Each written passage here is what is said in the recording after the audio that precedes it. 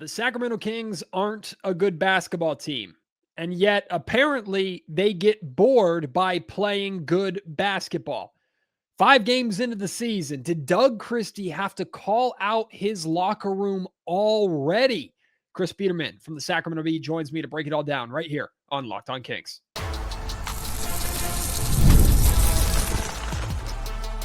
You are Locked On Kings, your daily Sacramento Kings podcast. Part of the Locked On Podcast Network, your team every day. And now, ladies and gentlemen, it is that time for another episode of Locked On Kings. Hello and welcome into Locked On Kings, your podcast hub for Sacramento Kings coverage all season long. My name is Matt George. I have the privilege of being your host here. I'm a Sacramento sports anchor and reporter for ABC 10 News, and I have made it my mission this year to not be as miserable watching this Kings team and covering this team as I was really from December on last season after Mike Brown was fired. And truth be told, I'm having a lot more fun even with this 1-4 start with this year than I had for most points of last year. That being said, here this team is 5 games into the season, and Doug Christie is already calling them out at the podium, saying things that are pretty similar to some of the things that Mike Brown was saying. I thought it was interesting. I thought it was really telling about just the state of this roster. And if you've listened to me on Locked On Kings, you know, for me, it's always been about this roster, not about coaching. Well, joining me here in just a second, Chris Biderman from the Sacramento Bee. We'll talk about what Doug Christie had to say after the Bulls game, what it means for this team going forward. We'll talk about getting this team going on the offensive end of the floor, in addition to defense, individual performances from these Kings top guys. And then, quite frankly, we'll look forward and try and figure out if there's any reason to believe that things will get better or that this team can figure things out and not completely slide down into the cellar of the Western Conference with loss after loss after loss through the month of November. So without any further ado, here is Sac Bees, Chris Biderman. 5 games into the Sacramento Kings season, we're off to a flying start. Kings are 1-4, and Sacramento Kings fans are already on Tankathon and looking forward to the offseason. It's not even November yet. Yeehaw. Well, here on Halloween, it's a spooky day indeed for Sacramento. Chris Biderman of the Sacramento Bee, nice enough to join me. Chris, 1-4 start. Most recent loss, Kings lose their worst loss of the season to the Chicago Bulls, and Doug Christie takes to the podium afterwards and says, it seems sometimes we get a little bit bored with the monotony of doing things the right way and having success at it. When I read that quote for the first time, my brain melted out through my ears. I started thinking about Mike Brown, possession after possession after possession after a possession. And I thought, man, we're really getting quotes like this just 5 games into the season. What was your initial reaction when you saw that quote from Doug Christie 5 games into the year? Yeah, I was really surprised that he would say something like that, because Doug has said often that he will always take the blame for the players and, take the bullets for the players, and it's never their fault. The blame should always start and end with him. So it was definitely interesting to hear Doug call his players out like that. But I would understand Doug's frustration for sure. But I also think Doug's a young coach, right? Like it's technically his second season since he started last year, but he is not a career coach, right? Like he was in the media for a while. He was an assistant for a while. This is not somebody who comes in with a ton of head coaching experience. And part of being a head coach is being measured in all the press conferences that you have throughout a season, right? Like a coach has 2 press conferences every single game day. So you math that out. That's 164 press conferences, not including the media scrums that they do at practice. So as a coach, you need to be extremely measured in everything you say, like 250 media appearances or whatever it is you do a season. And if you're really frustrated and an emotional person, which I think Doug Christie can be, and that's not necessarily a bad thing, but I think it can be hard to be as measured as you want to be when you have to speak to the media and publicly that many times. And I just think that's a reality of it. It's not trying to make excuses for Doug or anything. I just think being super measured as a coach is one of the more underrated skills that you have to have when you're speaking publicly that often. And I think it's probably a lesson for Doug. I think it's probably a learning experience for him, and that, I can't imagine that that's going to go over well. And I'm curious to see how his players respond, and to see if that's something that is something that we talk about going forward, if he says anything else to follow it up, or if it's a trend that he continues to call out his players in press conferences. Well, I mean, I'm aware that I'm asking this question from the context of not having to look we're around these guys, but not having to coach these guys and look at them in the eye every single day like Doug has to. But should we care when there are quote unquote repeat offenders with the same issues that Mike Brown was so openly talking about? Look, we know that there was obviously a disconnect between Doug Christie and Mike Brown. Doug was one of many in the Kings organization that seemingly was not on the same page with Mike. That's been made pretty known over the last 9 months or so. But here Doug is 5 games in, saying things that are eerily similar to what Mike has said, and doing things with it, whether it's with his rotations or in practice or whatever, that are eerily similar to what Mike Brown did. And it all comes back to the point that I've been screaming at the internet for the last, really since December of last year. So almost the last 12 months, Chris, that it's never really been a coaching thing, although coaching could always be better. It's always been fundamentally a roster issue. So here you have a different coach with a different set of, or different basketball ideology, a former player. That is the one thing that Doug is a former player. Mike Brown wasn't. So Doug can relate to these players. And he's saying the exact same thing when it comes to this group, getting bored by playing good basketball for a small period of time. And he didn't have this quote after the Kings played 41 minutes of good basketball in OKC and then fell apart versus the Thunder. The Kings played well in Chicago for like a quarter and a half, and then everything fell apart in the final 2 minutes of the first half. The second half, they were completely run out of the gym by the Chicago Bulls. I mean, I understand it's like maybe it's not the best thing for a coach to say only 5 games into the season. There are probably going to be some sort of repercussions with how his players respond to that in the locker room. But it doesn't make what he's saying any less it's true. It's not untrue what he's saying, essentially. Yeah, and I think you make an interesting point in the similarities. Like, Mike Brown wouldn't really have any problem calling out players directly, and he would challenge players. And even, we've talked about De'Aaron Fox wanting to be challenged and not really having any problem what Mike would say with what Mike would say in the media.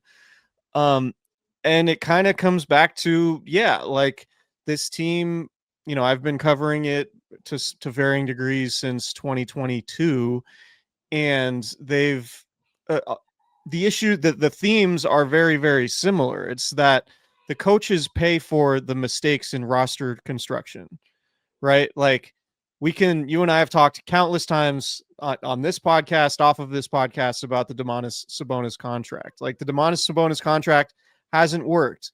The DeMar DeRozan addition, by and large, hasn't worked. And that's not to be overly critical of DeMar. It's just it hasn't been a fit. And Mike Brown wanted a defensive first big man at some point. Like, Mike Brown, his whole ethos is starting on the defensive end and that egalitarian style of offense. Well, with Domantas Sabonis, you can play that style of offense, but obviously you have a pretty low ceiling in terms of what you can be defensively if he's your rim protector.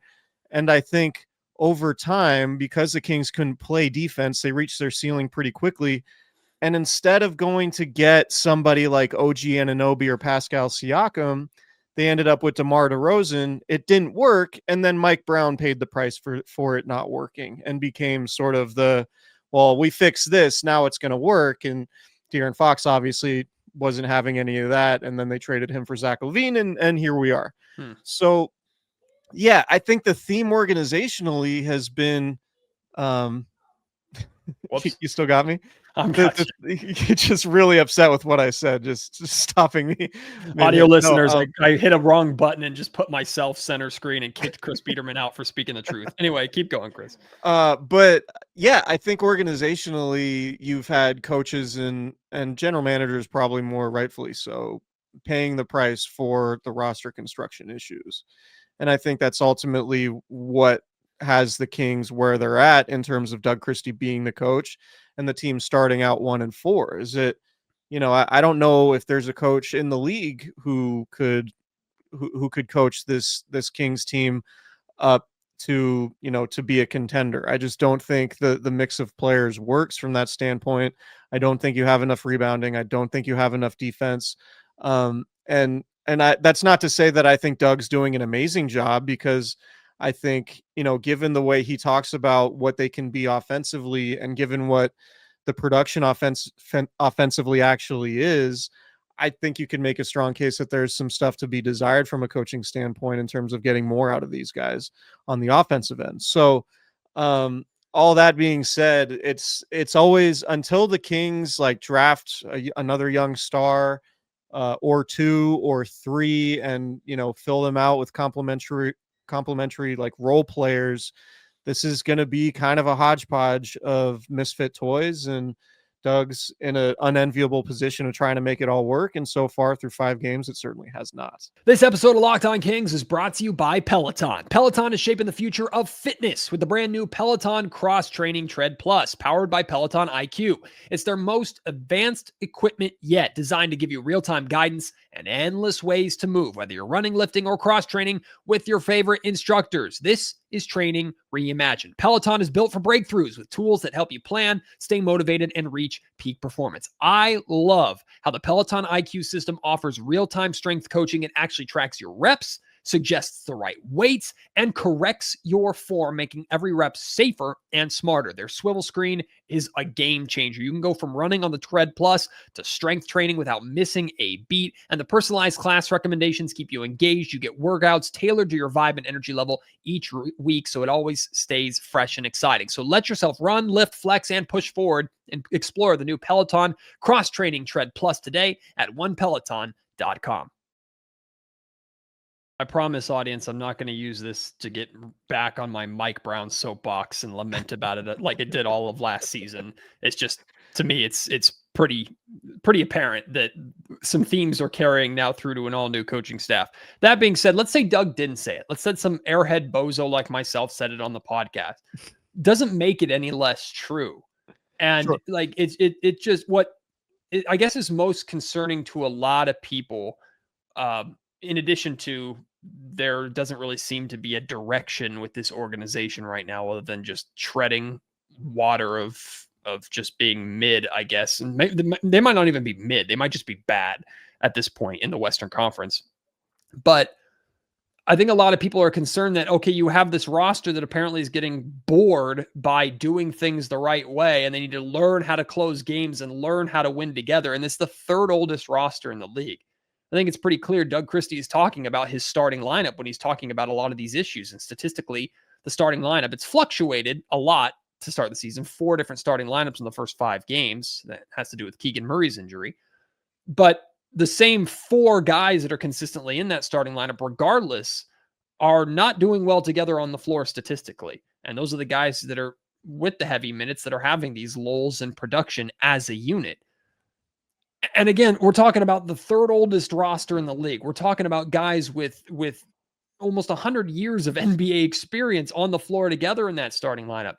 So the overarching question that I'll throw into the ether, I don't know if you or anybody has an answer to it, is why should we believe it'll be any different? And I start thinking about the human element of it too. Like DeMar DeRozan, he's 37 years old. Russell Westbrook is up there. Zach LaVine getting up there, although I think Zach's having a really good start to the season. It's what is going to inspire these guys to do the little things and give that 110% effort that Doug Christie is asking for or demanding for a team that even internally in the locker room, these guys are looking around going, where are we going? What are we doing here? I understand DeMar DeRozan when he talks about we're pissed off about the narrative. He said that multiple times in preseason and even during media day. And yet here we are, the narrative is being proven right through these first 5 games. Yeah, and I don't even think it's about what, I don't think it's about being motivated to I don't even think it's about being motivated to do the little things. I just don't think, particularly with Keegan Murray out, that you have the capabilities of doing the things that you need to do. Like, you're starting DeMar DeRozan at the 4, and Domantas Sabonis is brought up to the top of the key in a pick and roll. Who's your low man? Who's your help defender? You basically are asking a 37-year-old shooting guard to be your help defender at the rim, or you're asking Zach LaVine to rotate and be a help defender, which he has never shown to do in his entire career. And I do think he's playing reasonable defense on the ball, but I don't, that Zach LaVine is still prone to allowing his man to cut to the basket and get an open layup, and he's certainly not blocking any shots at the rim. So yeah, I mean, it comes back to a roster construction issue. It's if you're not gonna get this particular group of players to play defense around the rim when, again, DeMar DeRozan and Zach LaVine are your forwards. It's just not that's just not what, they're never going to be able to do that. And the Kings roster does not have any depth in the front court, any playable depth in the front court that would allow you to do that and also be manageable offensively. So it's, again, it's not, I don't think it's about motivation. I think it's just about what they're capable of. And they're not capable of rebounding and defending when you have DeMar DeRozan playing power forward and Zach LaVine playing small forward. And so I don't know that getting Keegan Murray back is going to solve all those issues. It'll certainly help. I think having an outlet to a potentially good to elite 3-point shooter on offense will help, and his versatility defensively should be able to help you on the ball. I don't know that Keegan Murray is a great help defender, a great low man who's going to be protecting the rim, but at least he's switchable and could maybe help you against ball handlers and provide a little length and rebounding. That'll certainly help, but I don't know that dramatically changes what these Kings are in terms of their roster, and they're not going to stop playing DeMar DeRozan and Zach LaVine. So I don't have any illusions that, they're going to make some dramatic improvement defensively. I think you're trying to teach old dogs new tricks by saying, yeah, we're really going to defend and we're really going to share the ball. It's like, these guys have been in the league for a long time, and that's not who they are. And I do wonder, I obviously, roster construction is the number one thing for me, but I look at Doug and say, are you leaning into this team's strengths, or are you asking guys to try to do things that they're not capable of doing? And is that part of the reason why you're struggling on both ends of the ball? I would just say, I think you're going to get to a certain point when the Kings start losing games against some of these teams as their schedule continues to be difficult in this first quarter of the season. Do you just say screw it and just all right, let's lean in and try to outscore teams and score 130 points a game? Because we're never going to be a good defensive team if this is our personnel. Two things I want to respond to what you talked about there. First thing is Keegan Murray. The second thing is actually the fourth quarter offense in retrospect to the defense. We'll get to that a little bit later on. I'm the biggest Keegan Murray believer there is, one of the biggest Keegan Murray believers in this city. And I can tell you easily, if the Sacramento Kings are relying on Keegan Murray's return to save their season, they're in deep trouble. Because while Keegan Murray is arguably the most selfless player on the team, willing to come in and take the responsibility of these little things, especially on the defensive end and rebounding, the Kings desperately need. He absolutely will help in those areas. But you're plugging him into a lineup of other guys that are for lack of a better term, not that they're selfish players, but essentially their offensive game is me, me, me, me, me. And a lot of people have talked about with this Kings offense, it feels so your turn, my turn, your turn, my turn, to where I just don't know how Keegan, other than him standing in the corner and getting the Harrison Barnes treatment of, hey, just be ready to shoot if we get you the ball sometimes. I don't know how Keegan fixes any of that. He might make things a little bit better, make things a little bit sharper. It's always a good thing to have a Keegan Murray out on the floor. The Kings, quite frankly, don't have anybody else that's like him on this roster. It's probably one of the main reasons why he got as much money as he did with his new contract before the season started. But Doug Christie can't look to Keegan Murray's return to be like, that's where the season's going to turn around for two reasons. One, unfortunately, Keegan Murray's not that impactful enough of a player, or at least I don't believe he is with the construction of this roster.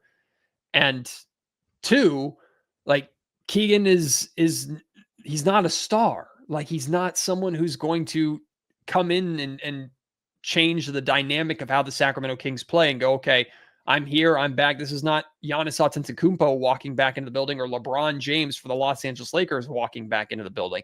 So I just don't see any way that the Kings can look to Keegan Murray. And honestly, by the time he gets back too, they might be so far into the cellar record-wise with this schedule that his return, even if it did spark some kind of offensive or defensive resurgence and Kings run, they would have to win 10, 12 straight games just to get back above 500. Yeah, and the other thing too with the offense is like, with Zach LaVine on the floor, the Kings have, 107.5 offensive rating. Like, and I'm not putting all of that on LaVine, obviously, but like with how talented he is, I certainly think there's room to take advantage of the gravity that he could and should be creating, right? Like who is benefiting on the Kings from Zach LaVine? Like who is Zach LaVine making better offensively, right? Like Zach LaVine isn't drawing double teams. He's not been great in the pick and roll with Domantas Sabonis. Like he can score and he's a great one-on-one scorer, but I think it's up to LaVine to figure out ways to get his teammates involved. And it's up to Doug Christie to figure out ways, particularly in the fourth quarter, to get easy shots. Like the Kings have a bunch of difficult shot makers, but it's not sustainable in today's NBA with so much versatility that you go against defensively and all these teams switching. Like if every single shot you take is difficult, you're going to have a hard time having a good offense in the fourth quarter consistently. And that's one thing that I think comes back to bite the Kings is that they just don't get any easy shots. Right. And I think the Kings obviously have a bunch of good one-on-one scorers, and I think sometimes it can be a little overstated. And yeah, they definitely fall into the your turn, my turn thing. But I think if you're looking at the ways the Kings can improve offensively, and Keegan can certainly be a part of this, but like, can you drive and kick? Can Zach LaVine collapse the defense and then kick out to an open Keegan Murray? And can that be something that you can get a little bit more consistently? Because Zach LaVine is realistically your only knockdown shooter that you're playing in crunch time right now. And so if he has the ball in his hands, you're leaving a bunch of non-shooters on the perimeter. That's going to be really tough to score, right? Like in the way that you need to. So can Keegan help with that? Potentially. I just, again, it's a personnel issue, and Zach LaVine is having a great individual scoring season. But as the season goes on, I think for them to get to where they want to go, or at least towards respectability, Zach LaVine has to do more than just score. He needs to create gravity for himself to get other guys open. So not every single shot they take in the fourth quarter of these games is a difficult one.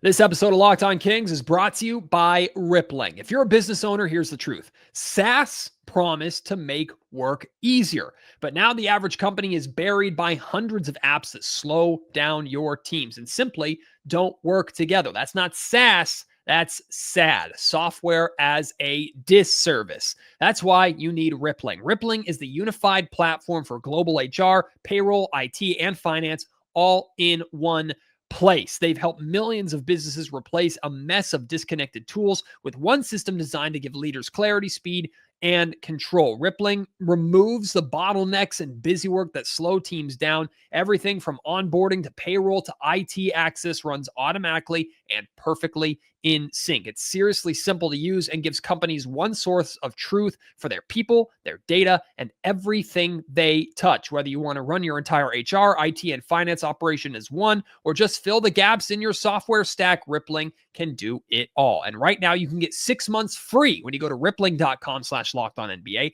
Learn more at rippling.com/lockedonnba. That's rippling.com/lockedonnba for 6 months free. Locked On Kings is also brought to you by Robinhood. Your ambition just met its match. With Robinhood, you play for the win, not just on game day, every day. Locking in on every opening, beating your PR, beating it again. Channel that drive into your money. Robinhood puts you in control of your money. Trade stocks and ETFs, options, features, and crypto all in one platform. You can now build and execute your own trades from a desktop with Robinhood Legends advanced tools, or take advantage of the new Robinhood Strategies with a tailored portfolio managed by a team of experts. You expect more from yourself, so expect more from your money. Get started today at Robinhood.com/yourmoney. Again, that's Robinhood.com/yourmoney. Your money, your move.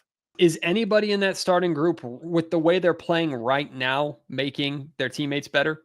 Would you say? Nobody is. Nobody Yeah. is. Which I think is it like, does that fall on Doug, or is that a roster thing? I Or mean, is I it think a combo of both? I think it's a combination of everything. Like, you put so much onto the shoulders of Dennis Schroeder to be this extension of Doug Christie. We finally have a point guard in the building, and they made this whole deal out to where, not that Dennis Schroeder was the savior, but he was going to be the straw that makes that stirs the drink, or he was going to be the engine that makes this entire thing run. And while he did have 7 assists in Chicago and 12 assists another night, like, I haven't seen anything where it's like there's the Dennis Schroeder offensive playmaking floor general impact on this roster.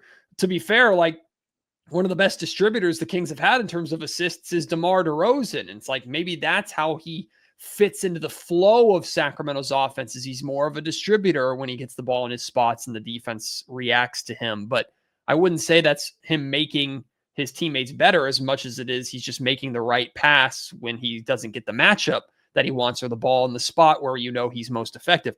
Domantas Sabonis has made a career out of being a guy to get his teammates involved, and his assist numbers are as low as we've ever seen in a Kings uniform. And I mean, Domas is playing his way into territory where Zach LaVine's contract isn't the worst contract on the Kings anymore. It's Domas's at this point with the way that he's playing. So I think it's just top to bottom.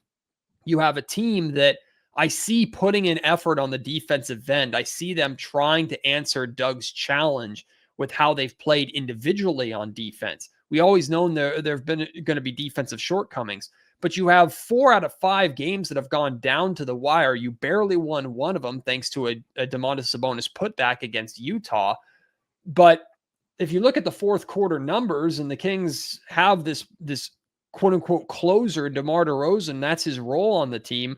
Like, his shooting percentage in the fourth quarter in these close games is under 40%, and he's shooting less than half of the amount of times that Zach LaVine is down the stretch. So it's like, I don't think there are clear roles defined for this team, and except Zach LaVine, you are the tip of the spear offensively, so go and score a lot of points because that's what we need of you. That's why I almost step in front of Zach LaVine a little bit, because yes, he could be doing a better job to get his teammates involved, but he's the only one that clearly has a defined role, and he's at least answering that call on the offensive end right now. Yeah, and I think it speaks to, like, DeMar DeRozan individually was really good last year, but you just can't count on a 37-year-old perimeter scorer to do it every night, right? Like, I think it would be unfair to just assume that DeMar DeRozan is going to bail you out and continue to be a high-level fourth quarter scorer at this point in his career. And maybe he'll get there. Maybe it's just a slow start to the season for him. I could certainly see that. But yeah, you have to have another club in the bag late. And I think that is where Zach LaVine needs to step up, and not like he's doing, I think he, as a scorer, like he's doing enough, but can you, as the focal point of the offense, can you play make for others and get easy shots, open shots for your teammates in crucial situations? And so far, we haven't seen the Kings be able to do that. And maybe that opens up a little bit more if you get DeRozan a little bit more involved in the fourth quarter, get him more in rhythm in the fourth quarter, and he starts playing like one of the best closers in the NBA, like he has for so many years. But yeah, it just goes back to everything. It's just, this isn't a good mix of players. They don't really have an offensive identity. It seems like even with Domantas Sabonis, like, there's very little two-man game with him and Zach in terms of like really effective two-man game. The only effective two-man game it feels like the Kings have at this point is Sabonis and Malik Monk. So like I'd be curious to see if that's going to improve. I think a two-man game between, and I know you've talked about this, a two-man game between Zach LaVine and Domantas Sabonis feels imperative, because if you can run that pick and roll or the DHO game at the top of the key and then get Domantas rolling, which is where he's best, and then if he can spray to shooters in the corners or hit dunkers in the dunker spot, like that's kind of what the Kings need the offense to be, I think. And they just haven't gotten to that point. It's a little bit too much your turn, my turn. And Levine's done a great job again with the individual scoring, but the offense as a whole is lacking. The fact that you have, Zach LaVine averaging 30 points a game, and the offense with him is averaging just 107 points per 100 possessions, that would be like bottom 5 in the NBA. Right? Like, so you need more offensive production just overall from the team to actually validate what Zach's doing as an individual scorer. We'll wrap up with this, Chris. I look at this upcoming schedule for the Kings, and I have no doubt that they'll be competitive in these games. They wrap up this road trip, Milwaukee and Denver. It wouldn't surprise me at all if both those games come down to the wire. Then they come home for the Warriors, the Thunder. Hold on. I would be, if Giannis plays on Saturday, I would be surprised if that game came down to the wire. You think Giannis will just dominate? Well, I mean,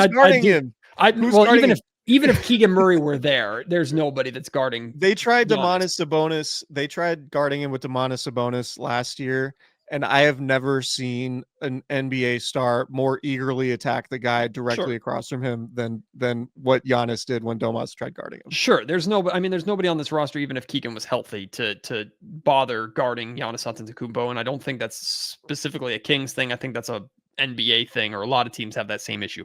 That being said, like I can see a world where Kings and Bucks come down to the wire and the Bucks win the game. Same thing in Denver. Like that's who this team is. They're going to be competitive, and then I just don't know if they can close games or win games. I'm looking at this upcoming schedule, and I'm like, Chris, I don't know where the next win is coming from. I mean, you could even, if you're talking about the November, I think 11th game against Atlanta, that might be the next time the Kings are favored in a game. And even so, would it shock you if Trae Young scores 40 and the Hawks, Dyson Daniels shuts down Zach LaVine and the Hawks win by 15? Like, it wouldn't surprise anybody.